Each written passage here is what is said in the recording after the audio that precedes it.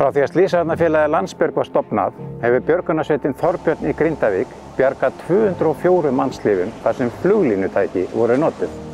Einn af forkólfum sveitarinnar, Tómas Þorvaldsson, var aðeins 12 ára þegar hann tók þátt í björgun 38 skipbrotsmanna af frönskum togara hér austan við Grindavík. Eftir það hefur björgunarsveitin Þorbjörn unnið hvert sjóbjörgunarafrekið á fætur öðru.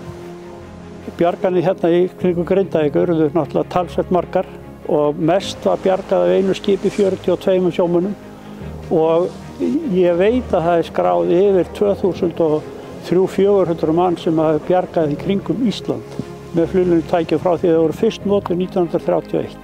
Þarna hefur bara mannskapurinn tæki til þess að bjarga með og kann með þau að fara.